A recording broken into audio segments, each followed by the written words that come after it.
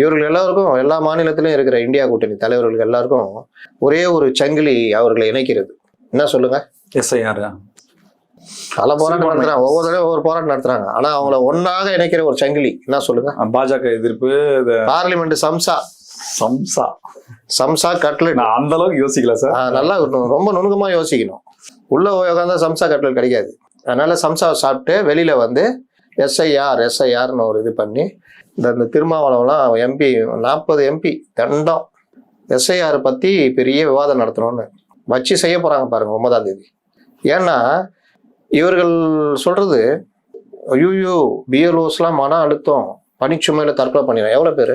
தமிழ்நாட்டில் மட்டும் 67,000 பேர் பிஎல்ஓஸ். எத்தனை பேர் செத்து போனாங்க? 1000 பேரு, 2000 பேரு, 4 பேரு, 4 பேர் கூட 2 பேரு. ஒரு அம்மா சொல்றாங்க, இந்த வட்டச்சில அசிங்கமா பேசுறது அப்ப தற்கொலைக்கு காரணம் யாரு? இந்த மாதிரி இன்னொன்னு நான் கேக்குறேன், ஒரு 67,000-70,000 பேர் ஒர்க் பண்ற இடத்துல இயற்கையாகவே ஹார்ட் அட்டாக்கோ இல்ல ஏதோ ஒரு காரணனால உயிரிழப்புகள் வரதான் செய்யும். போக்குவரத்துக்கு இது தொழிலாளி பஸ் ஓட்டு போறாரு, ஹார்ட் அட்டாக் வந்து அப்படியே சாஞ்சிடுறாரு, இல்ல ஏதோ ஒரு பிரச்சனையில தற்கொலை பண்ணிக்கிறாரு. போக்குவரத்து கழகத்தை இழுத்து முடியலாமா?